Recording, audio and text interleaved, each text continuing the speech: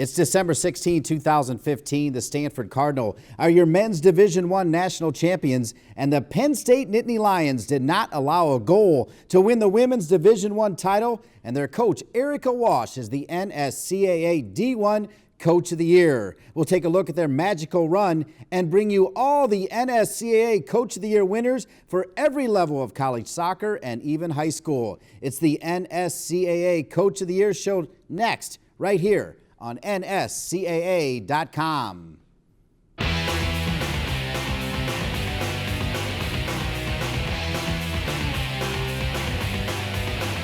What a year it was for the Stanford Cardinal. They knocked off Clemson by a score of 4-0 in Kansas City to walk away with the national championship under Coach Gunn. Congratulations to Stanford. And how about Erica Walsh, now a two-time NSCAA Coach of the Year. They did not allow a single goal, and they won the national championship at WakeMed Soccer Park in Cary, North Carolina, knocking off the hometown favorites, the Duke Blue Devils, by a score of 1-0.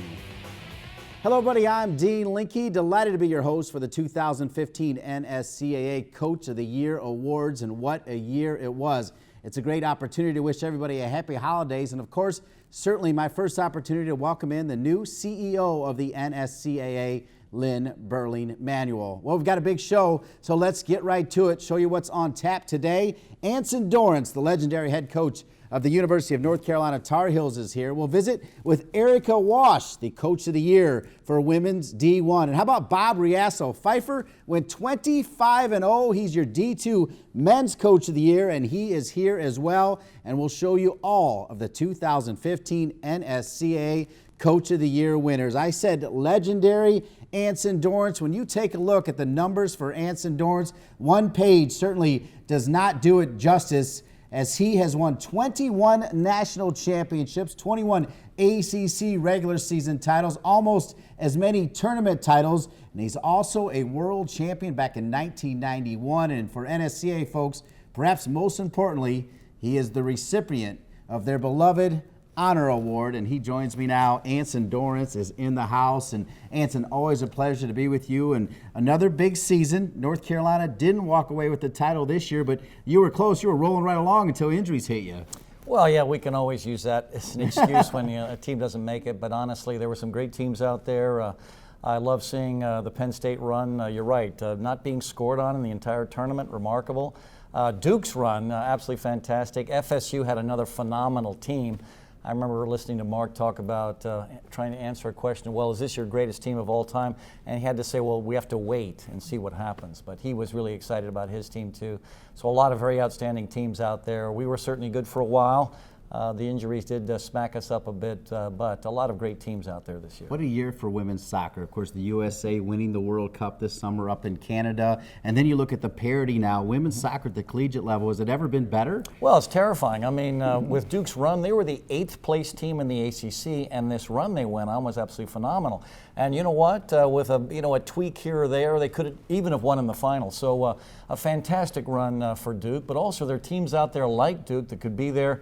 The parity is terrifying for all of us at Coach, and it's a credit to certainly the young women that are coming up through the ranks that take the game seriously and work hard, but also the outstanding coaches and universities that commit themselves to their women's soccer program. So it's a very good time to be involved in women's soccer in the United States. Anson, you talk a lot about how the impact of the college game on the international stage. We saw that again in Canada. Well, absolutely. I mean, look at these college kids that are leaving their college programs and stepping right into the full team and doing a phenomenal job. Morgan Bryan jumps on the field against China, and all of a sudden we start to click a bit, and then, of course, we've got this run into a world championship. That kid was in college soccer basically the fall before. And so what I love about our game right now is we are developing kids at the collegiate level that can compete internationally against the best players in the world. And I think that's a credit to what's happening in collegiate women's soccer. I'm very proud of that. I'm proud of all of our kids that participate.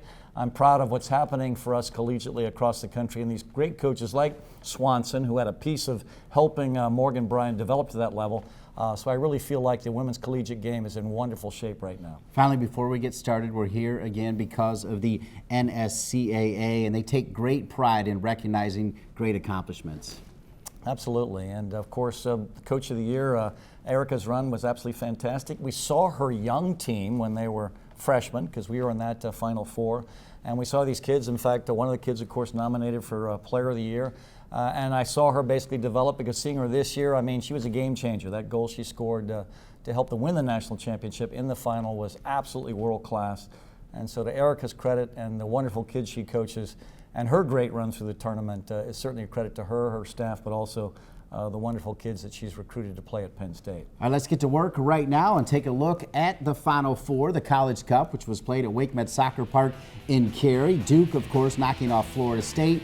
Penn State defeating Rutgers, both by identical 2-0 scores, and then Penn State and Duke would meet in the final. But how about Big Ten and ACC, two from each conference? Well, this is also happening, because in the old days it was always a battle between the Pac-12 and the ACC, and all of a sudden the Big Ten comes in.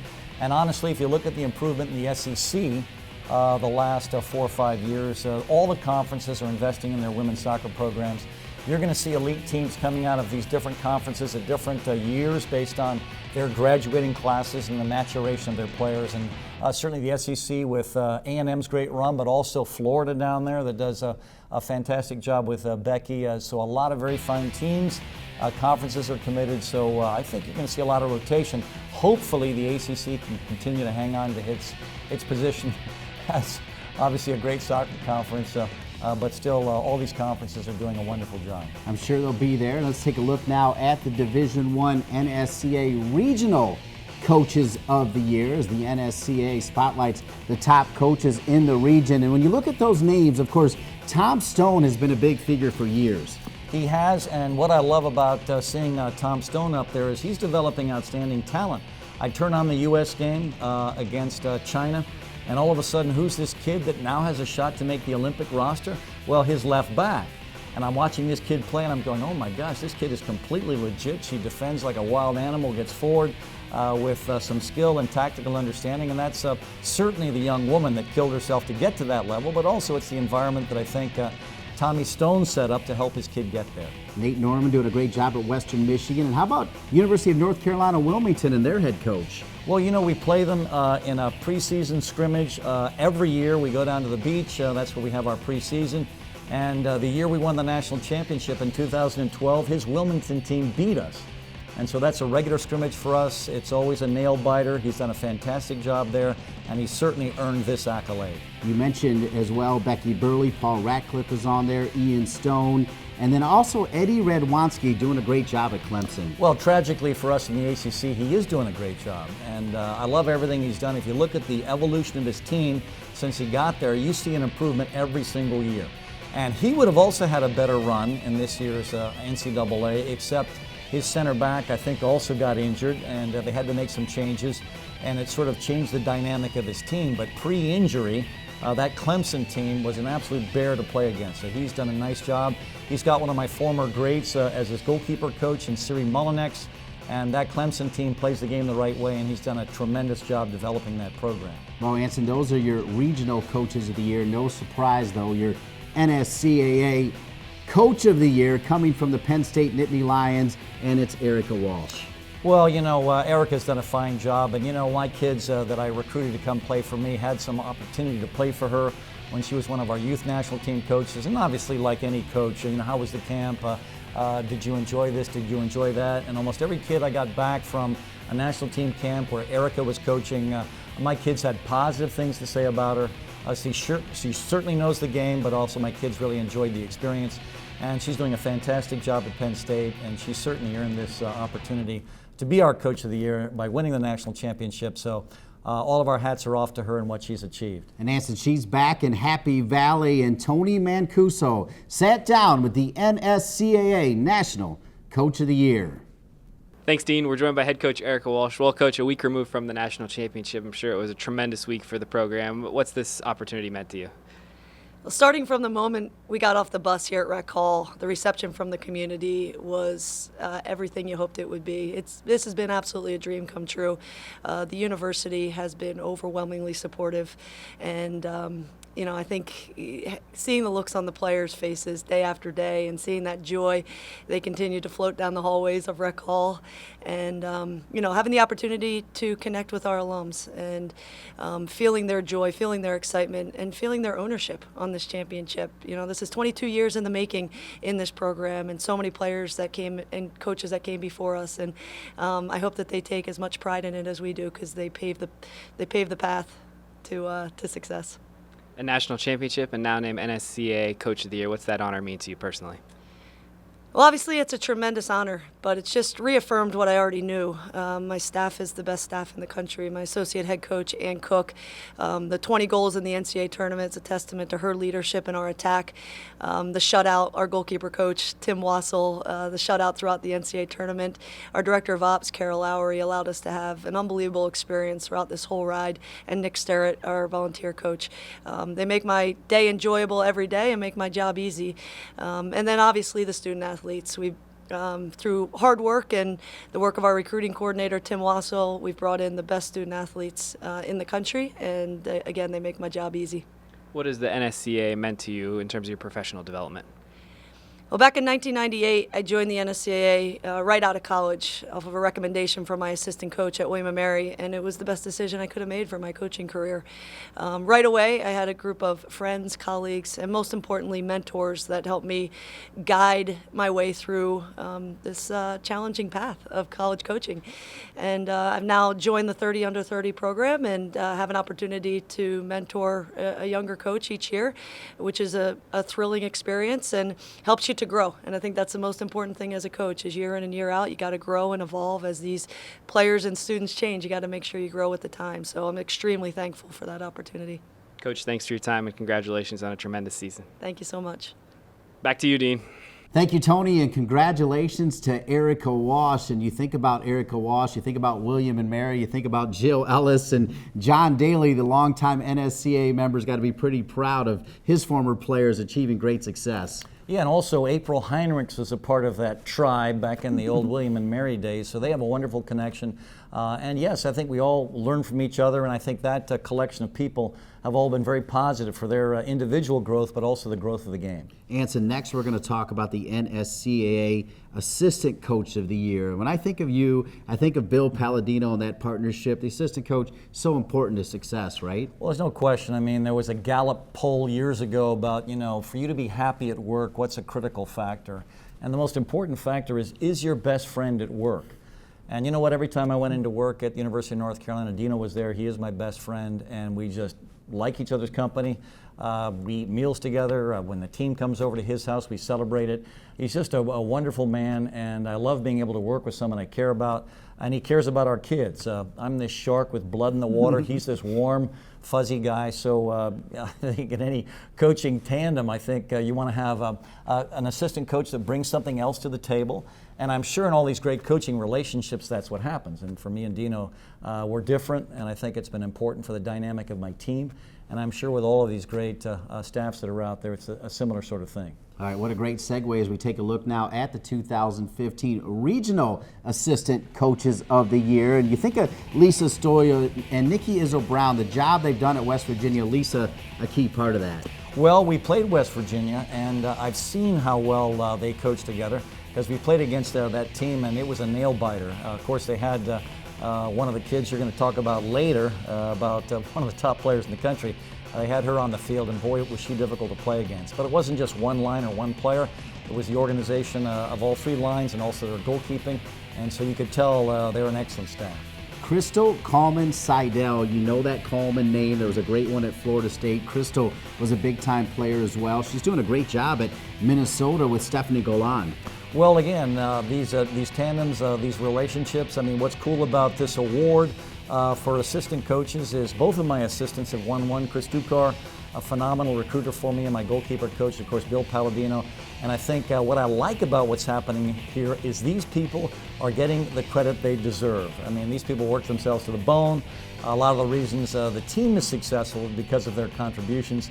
And so I think this is really cool what the NSCAA is doing for them. A lot of former players going back to their schools to start coaching. We know about Nancy Feldman at Boston University, a great NSCAA member. Casey Brown was a star defender for her, and now she's a big assistant coach. Well, again, the head coach, I've served on all kinds of committees with Feldman, and she's done the yeoman's work at all sorts of different levels for the NSCAA, and she's brought in a fine assistant, also a great part of the game, so these things are all positive factors for the growth of our game collegiately. St. John, Stanford, South Alabama, Florida State, and St. Mary's, California are also represented, but it's time now to unveil the 2015 Assistant Coach of the Year on the women's side, and it's Tina Estrada at St. Mary's College in California, a smaller school, but getting it done. Well, in the old days, we'd go out there and we'd play St. Mary's and Stanford, or St. Mary's and Santa Clara. I don't know if they're still doing this, but they played in this beautiful little football stadium. And it's a very exciting atmosphere to play in. I'm sure they continue to recruit very effectively there to a beautiful campus. And so obviously to Tina's credit, I'm sure she had an impact on the success of that team out there. And I think all of us should congratulate her for her success. Tina Estrada, the 2015 Glenn Mooch-Meyernick Assistant Coach of the Year, and we congratulate her. And of course, this is also the time of the year where the Mac Herman Award announces the final three and who could win the Mac Herman, and that's always an exciting time. You've had a few of those winners. Well, absolutely. I remember going to St. Louis. They've always got a fantastic crowd there. They have an amazing dinner, and then of course you got to get up if your kid wins and give a speech. So you've got mixed emotions sitting there because you're thinking, well, if my kid doesn't win, at least I don't have to speak here. And of course, if she does win, you get to bask in her glory, and that's one of the most wonderful occasions for a player. And I've certainly had the privilege of sitting there watching one of my kids win this thing on many different occasions, and I've thoroughly enjoyed it. So many great ones. Mia Hamm, and of course, most recently, Crystal Dunn has won this award. But let's take a look at the three semifinalists for the 2015 Mac Herman Award winner. And you know all three very well, though. But we'll start with Kadisha Buchanan, the Canadian for West Virginia. Well, we've played against all three. And the thing that was amazing about Buchanan is we saw her as a freshman, and you couldn't believe this kid was a freshman. No one could run by her. Whenever there was a collision on the field, our kid went flying, and she kept standing there. And of course, she's already played at the highest possible level because she represents Canada at a full team level. So to have this kid again, playing in college, it's a credit to what I said earlier about the level of the collegiate game. We've got kids like this that are already starting at a full team level, impacting. And what an incredible player, and I think she's got a wonderful opportunity to win the award. The same story for Raquel Rocky Rodriguez, starring for Costa Rica in the World Cup. She scored the winner against Duke to win the national championship. We also saw her as a freshman, and again, she was fantastic even as a freshman, but you could see the maturation from playing for Erica at Penn State because, boy, she took over in that final. She had a half a chance to try to finish one. It was basically a big play moment for her. She carved a player in the Duke defense and sent one across the frame for the only goal of the game. And so, yes, that's a big-time player that took the game by the horns and delivered it for Penn State. Finally, you mentioned Steve Swanson, who was on the U.S. staff in Canada. Emily Sonnet, Virginia's always very good. Morgan Bryan won it last year. Emily Sonnet could win it this year. Yes, she could, and she'd certainly be a serious consideration because right now she is under serious consideration for the Olympic roster, and that's to her credit. She did an incredible job every year at Virginia. Impossible to beat off the dribble, it seems. She has good pace, reads the game well, obviously is good on the ball like those kids all are at Virginia, and she could also have a wonderful opportunity here as well. All right, well, welcome Anson back on camera as we think about our goodbyes, but you think about those three. I'm not sure if you have a vote or not, but who do you think is going to win it? Well, obviously, it's almost always skewed towards a national champion. It's always skewed towards attacking personalities. And so I think most of us feel like, well, why not give it to the girl that won the national championship? Why not give it to the girl that scored the game-winning goal in the national championship? And this takes nothing away from the two extraordinary defenders in the mix. But usually, what we've seen historically is the attacking player wins it. In fact, one year I went to the MAC Award Banquet. One of my kids was up for it, Catherine Reddick. She was a center back, so of course I didn't prepare a speech because there was no way she was going to win it as a defender. And then she did. And Chris Dukar still tells a story about everyone saying, "Where's Anson? Where's Anson?" Well, he was up in the room writing the speech in the last 5 minutes before the MAC presentation. So it's skewed in favor of the attacking personalities. But honestly, either one of those remarkable defenders could win it, and maybe Buchanan. Why? She's played in a World Cup, so maybe that might be the tipping point for some of the coaches that are voting. All right, finally, Anson, all of the NSCAA Coach of the Year winners will be honored at the NSCAA Convention coming up in January in Baltimore. Why is that the place to be? Well, I mean, I'm a huge fan of the NSCAA for everything they do, certainly for the convention, where I learned the game at the feet of these great clinicians going back to 1976, and so that's one reason. But also because the way they honor the people in the game. The honor award is one of the greatest moments of my life. My whole family was there, and that is something I will never forget. But also they serve us. They serve us in all kinds of ways. This show serves us. And so I think for all the right reasons, it's the place to be. Whenever they ask me to do anything, I don't want to do clinics anymore, but they've asked me to do one this year, so I've reluctantly agreed. But I owe them so much, I can't say no. So a lot of great men have come through, and the other thing I love about the NSCAA is the way the responsibilities are passed on. In so many organizations across the face of the earth, and we're watching this FIFA scandal unfold, is people want to get into positions of power and hold on to it at all costs. They want to exploit their positions. But the thing I absolutely love about the NSCAA is the way you sort of ascend through the system, and as you ascend through the system, they're working you to death. You become the president in your second to last year, and then you become the basically former president, and then you return to the rest of us. And I love that. No one hangs on to power. You know, we're not exploiting people financially. We're not stabbing each other in the back. We're working for one thing. We're working for the growth of the game. And I love the philosophy of the NSCAA. I love the leadership structure. And I love everything they've done for me, certainly for my aspect of the game, the collegiate game, but also for every aspect of the development of soccer in this country. I'm glad you didn't say no to me either. Always love having you on the show, Anson. Hope you'll be back next year as well. Only if I'm forced to, Dean, but I've enjoyed being here. Thank you very much. All right, Anson Dorrance, the legendary head coach of the University of North Carolina and a world champion for the U.S. national team. We come back, we'll break down the rest of the winners on the women's game. It's the 2015 NSCAA National Coach of the Year show right here on NSCAA.com.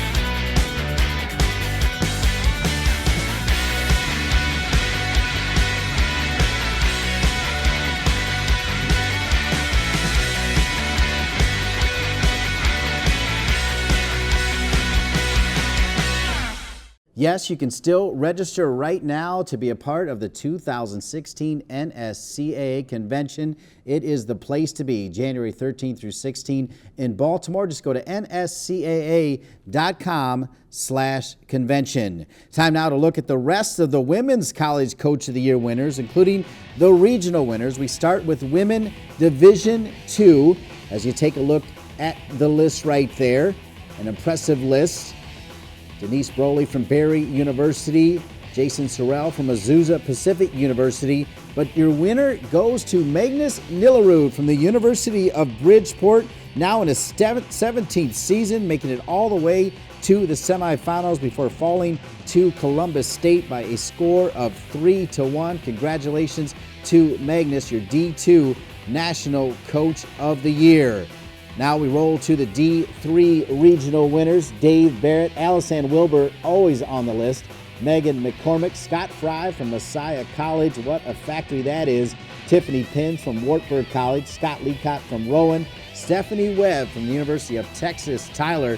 A fantastic men's program there as well. But your winners is McKellen Pinard from Williams College in her 14th season. The former ice hockey superstar winning their first title with a 1-0 win over Washington St. Louis. They went 21-1-2 to give Williams their first national championship. Time now for the NAIA regional winners for the women. From the East, Matthew Dunn. Mid-East, Jason Christ. Midwest, Lincoln Robley. The Plains, Blake Reynolds. From the South, Drew Burwash. From the Southwest, Aaron Brunell. From the West, Dave Thorvaldson.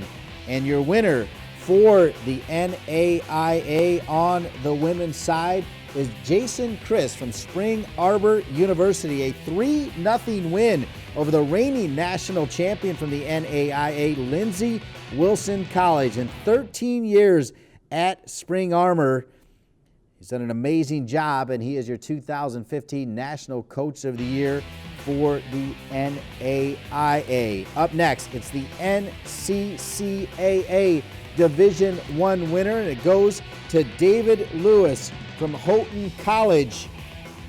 25 years at Houghton College, a dramatic late goal to force penalty kicks over Mississippi College, and they win the NCAA Division I title, and Lewis wins the National Coach of the Year. And your NJCAA Division II winner, rather NCCAA, of course, is Chris Carmichael from Bob Jones University. He's done an amazing job there as well. Dr. Chris Carmichael, he's got 11 children with Sharon, a big-time zoologist who's done amazing work over in New Zealand. Chris Carmichael, your NCCAA Division II National Coach of the Year. Rolling right along, we mentioned junior college. These are the regional winners. Of course, you recognize the name Jonathan Garbar. He was on the list last year representing the North. Jeff Carr from the South. Christiane Lessa, from Central. And from the West, it's Adam Hunter. And your winner now in her 4th season at Iowa Central Community College is Christiane Lessa. They went 18-1 to knock off Eastern Florida, who finished 17-1 by a score of 1-0 to win the Junior College Division I National Championship at the women's level. And also for NJCAA, your Division II regional winners. From the North, Gary Bolton. From the South, Katie Miller. Central, William Ficus. From the West, Ruben Gonzalez. And the winner from Brookdale Community College in New Jersey. 3 in a row for Brookdale. And what a job Katie Miller has done. A dynasty in the making. 3 national championships in a row.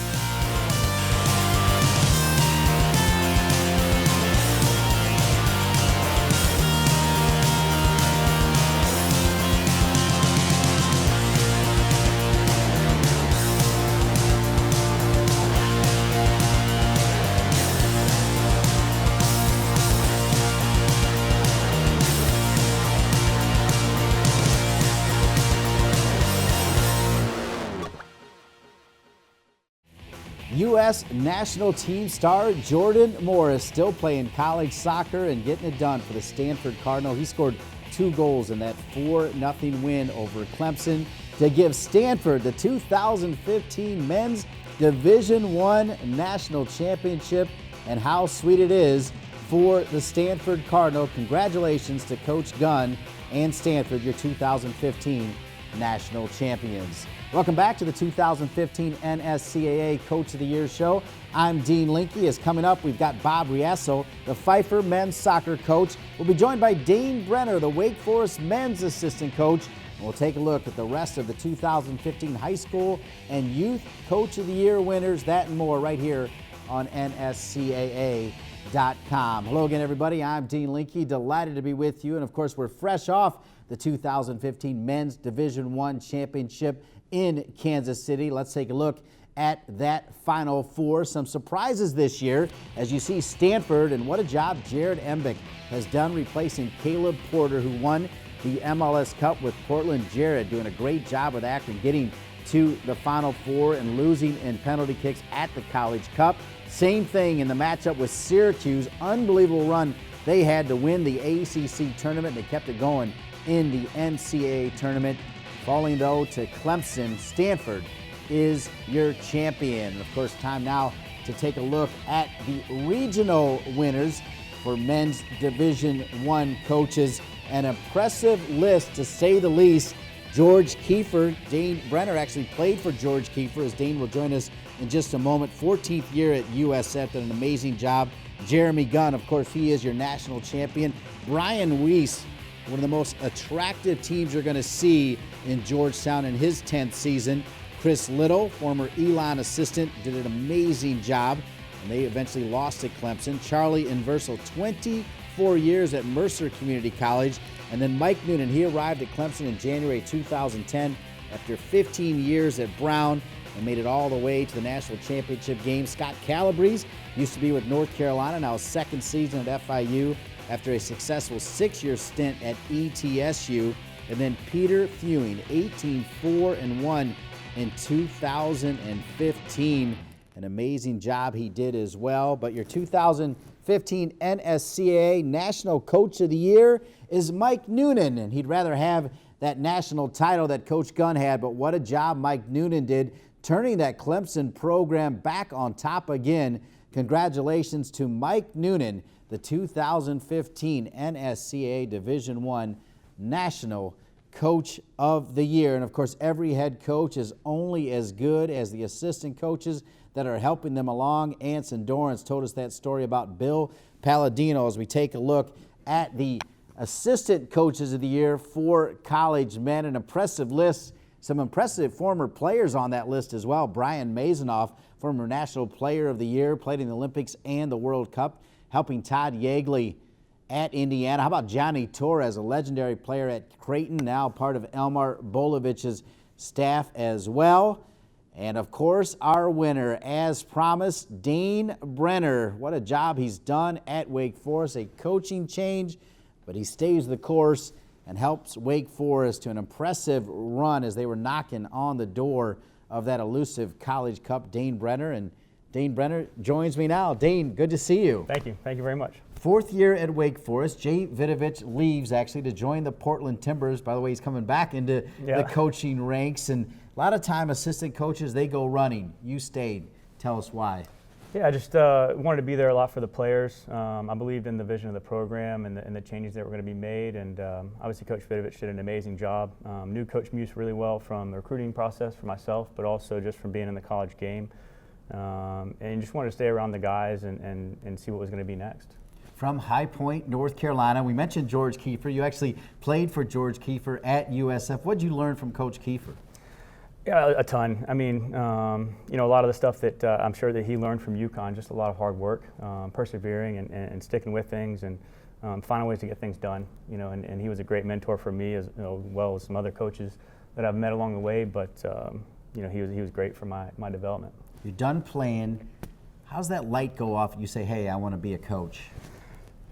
The door's closed on playing. There you go. I think that's it. When the lights at the end of the tunnel is done, you kind of move on to something else, and just still wanted to be around the game and help players maybe reach the next level that that have a chance at it. So just kind of want to help people along. Dane, it's not every day that assistant coaches get any recognition at all, and sometimes you're just behind the scenes, you're cutting film, you know the drill. Talk about when you learned that you were the NSCAA Assistant Coach of the Year, named after the legendary Glenn Mooch-Meyernick. Yeah, it was fantastic. I was very honored, surprised to be honest with you, but very honored in that I was nominated for it, that I received the award, and then also the coaches that put their name out for me, voted for me, etc. Just really lucky. Obviously a great run by Wake Forest. Actually lost to the eventual national champion Stanford at Wake Forest. A great game indeed. I thought maybe you had them on the ropes there as well. Talk about your season and that game. Yeah, amazing season. All the credit goes to the guys, I think, in a lot of ways, and Bobby coming in and making some changes. But the guys did an amazing job this year. Dealing with the changes that they went through, just kind of coming in with a chip on their shoulder with something to prove that they wanted this season to go a long way and wanted to make some history. Won an ACC championship this year, which hasn't been done in a while at Wake Forest. So really proud of them more than anything. And then Stanford, obviously, at the end, was a fantastic team, and I think we gave them a good run for their money. But they have Jordan Morrison, some dangerous players, and found a way to get it done. So credit to them. But I'm really proud of our guys and what they were able to accomplish this year. Dane got an up-close look at Jordan Morris, which is a perfect segue to unveil the 3 semifinalists for the 2015 Mac Hermann Trophy. And on the bottom there, Jordan Morris getting it done for Jurgen Klinsmann and getting it done for Stanford, scored 2 goals in the final. Yeah, fantastic player, extremely dangerous. Anytime he gets the ball, he's electric. That's the bottom line. Whenever he gets the ball, he's going to make an opportunity out of something. For Creighton, their junior forward from Germany, Elmar Bolovich, a big figure here at North Carolina, goes over to Creighton, gets a big year from Fabian Herbers. Yeah, I mean, another player that people talk about in the country, that anytime he's got the ball, anytime he's in the final third, he can make something happen. And, we didn't play him this year, but I saw some film of him, and another player that just you have to keep your eye on. And then Brandon Allen from Georgetown. When you watch Georgetown play under Brian Weiss, it is perhaps some of the best soccer in the country. Yeah, they do a fantastic job. Coach Weiss and his staff are amazing, finding the players and buying into their culture. And Brandon has been a big part of that for them, finding goals every single year, being consistent, playing massive minutes for them, and has experience, has been to the Final Four. So a key part of what they do. The winner, of course, will be announced in St. Louis at the wonderful Missouri Athletic Club as we welcome you back on camera here. It's an easy choice this year, isn't it? Jordan Morris is going to win it, don't you think? I think you have to. What he was able to do in the final and coming on in the year, he's another level, I think. So he's got to take it home. Finally, Dane, we expect to see you at the NSCAA Convention because that's where you'll actually receive your plaque as well. What has the NSCAA meant to you in your development? Yeah, from taking some coaching courses and just all that they do in the promotion of the game and teaching and learning and helping to develop players and coaches is something that we all depend on. So massive in my development. Dane Brenner, the 2015 NSCAA Assistant Coach of the Year, otherwise known as the Glenn Mooch Meinrich Award. Congratulations, Coach. Thank you. I appreciate it. All right, we'll be back with more right here on NSCAA.com.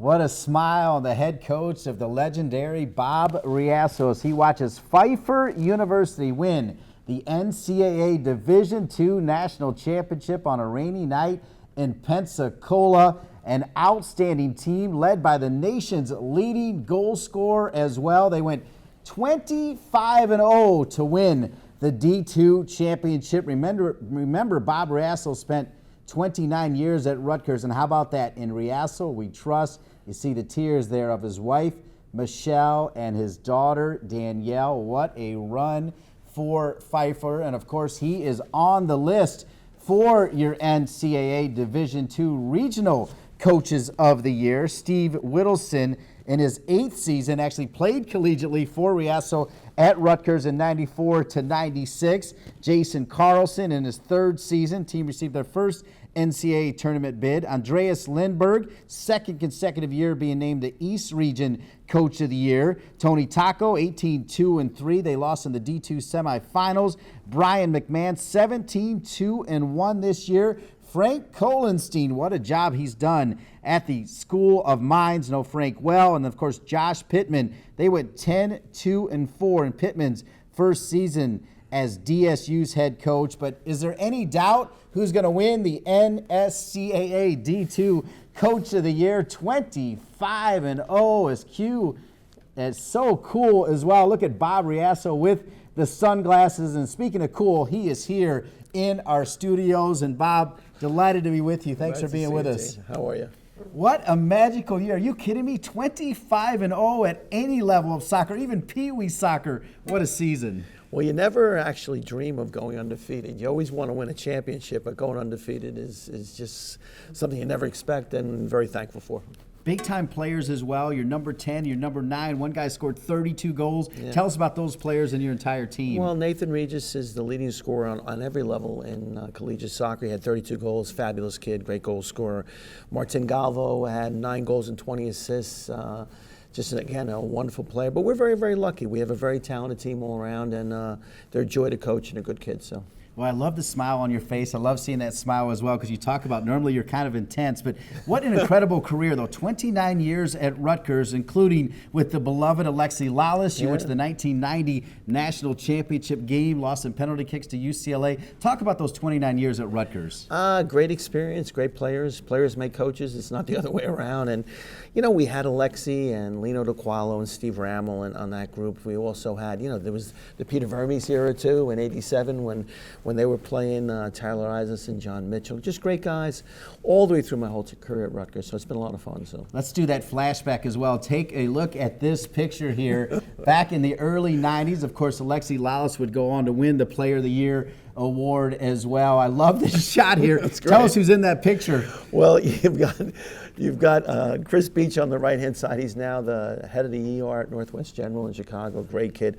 Alexi looking very good with the long hair. Davey Mueller, my other captain there, an engineer now. It's a great team. You know, we had already beaten UCLA during the regular season. Ziggy was the coach for UCLA. Heartbreaking loss, but you know that's part of our game. You know, the ups and the downs. So. Boy, that UCLA team had so many great names. Like Brad Friedel. We had beaten him in the regular season, Chris though. Henderson, so that's right, you did. did. We had beaten him at our place in the regular season. And in those days, you played Saturday and Sunday, which was crazy. And then we played 4 15-minute overtimes on Sunday, and they still couldn't separate it as it was separated on penalty kicks. So it was a tough day, but a good day in memory. So talk about your journey, 29 years at Rutgers. You don't even look like you're 29 years old, by the way. You look great, Bob. And I appreciate it. You went up to Maine. How did you end up at Pfeiffer here in North Carolina? Well, I was an AD up in Maine. I had actually brought Jeff Kettler, a dear friend of mine, up to be my soccer coach, and he, he'd coach at UMass, Lafayette, and Richmond. And when I got up there, he was the head coach. I brought him in, and I missed it so much. I said, Jeff, can I be your assistant coach? That's incredible. So I could tell that I still missed it. And then Mike Miller, the president at Pfeiffer, where I played, called me up one day and said, would you like to be our AD and vice president? I said, I'd like to be that, but if I could coach again, I think I'd come back. And they finally worked out a package, and here I am. So where is Pfeiffer College? Tell us all about it. We're a small school, a small university in Meisenheimer, North Carolina. We're about 45 minutes from Charlotte, but it's an unbelievable community. It's a place where everybody knows your name, everybody cares about you. It's a great place to go to school, a great community, and for me, it was nice coming home because I played there. And what about the raw emotion of your wife, Michelle, and your daughter, Danielle, that we saw right before we came on here on this segment? Well, Michelle was sitting in the stands when we lost on penalty kicks to UCLA, and she's been at so many games. And my daughter, you know, she was a soccer player herself, so they know what you go through. They know the heartbreak of defeat and the joy of victory. And, you know, I know they were sobbing. I think they were sobbing for joy, but they were sobbing when I walked up to them. And of course, I started crying too, so it was a wonderful moment. So you spent some time with Anson Dorrance before we started this show. If you guys have been on some trips as well, and longtime NSCAA members, talk about the family of the NSCAA. Well, it's just a great fraternity. Anson I've known for years. I told him I stole a couple things. Our wives and I we were on a trip together in Germany and England together.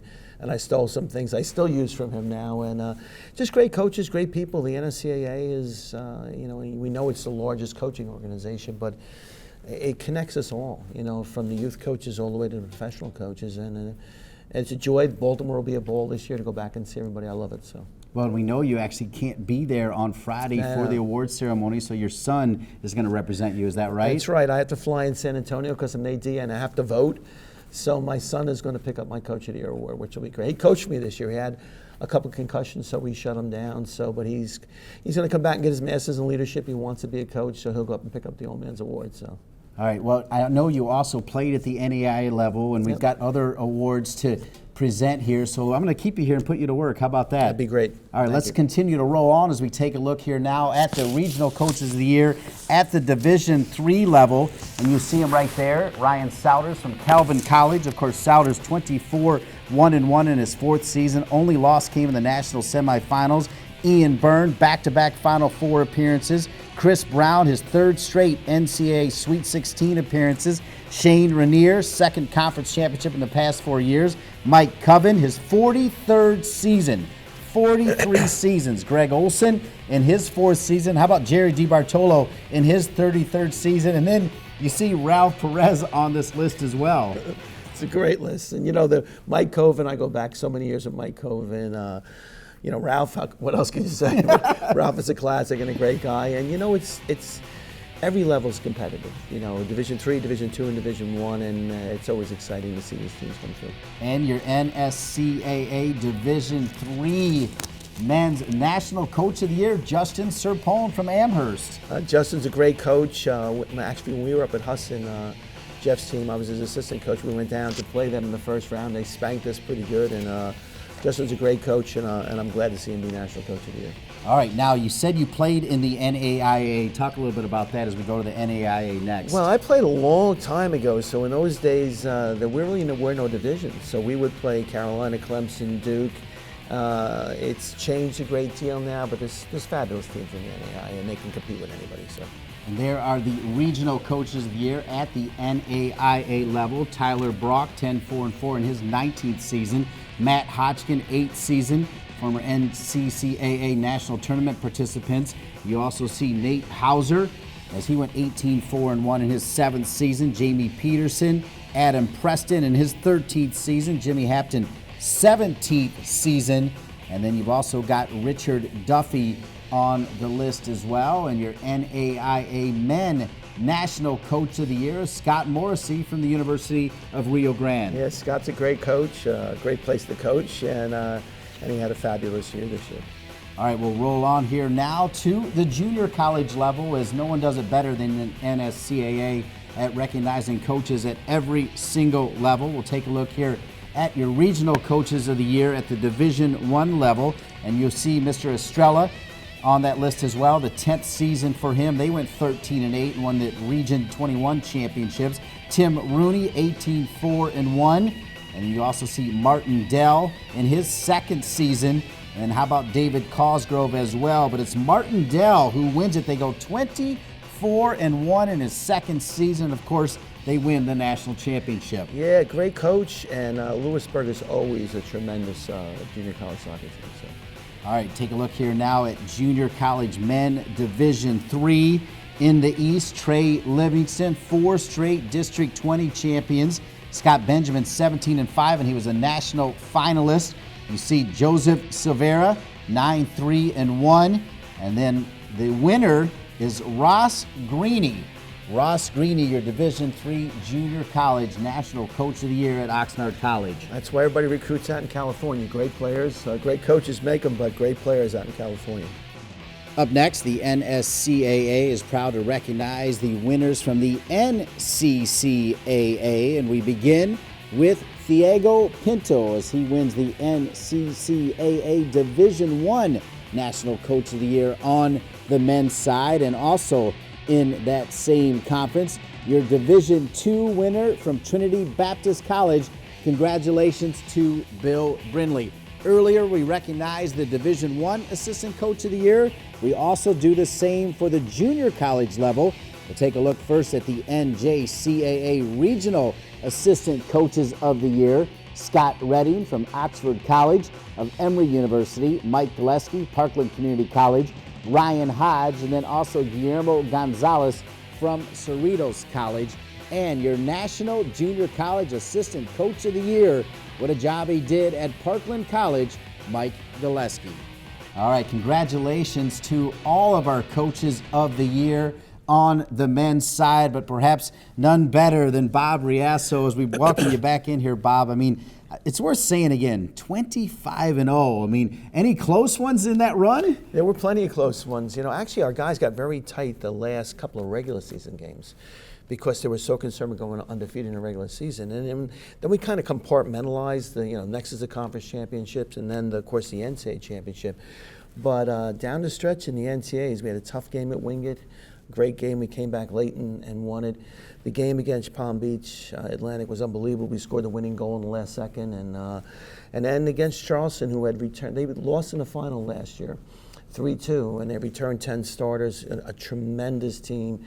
And we were winning up until the last minute and 30 seconds. They scored, and they had the first overtime, and then we got fortunate. We guys made some great plays, and we won it in overtime. So all the way down the line, great games, great competition, and very enjoyable. Talk about the celebration afterwards. Did you hear from Alexi and Peter Vermees? Yeah, you hear from all your boys. Actually, they didn't want to call me at first because when you're undefeated, nobody wants to call you because nobody wants to wreck Be it. the jinx. They didn't want to be the jinx. So after it was all over, we heard from all the boys and all my Rutgers guys. They were calling me on the way on over here today. So yeah, I'll be back in New Jersey next week for the holidays, and a bunch of us will get together. So. Well, 29 years at Rutgers. You look like you could go 29 at Pfeiffer. What are your plans? I'm enjoying what I'm doing now. You never know what you're going to have to do. But the good part about my team is we have no seniors, so everybody's coming back next year. So maybe we get a chance to take a run at this again. So that's what we're hoping for. So. Could be a repeat. He could be right back here again next year. Bob Riasso, the Division II Men's National Coach of the Year, and also the undefeated national champions. We'll come back and take a look at the high school and youth coach of the year winners. That and more right here on NSCAA.com. Don't go away.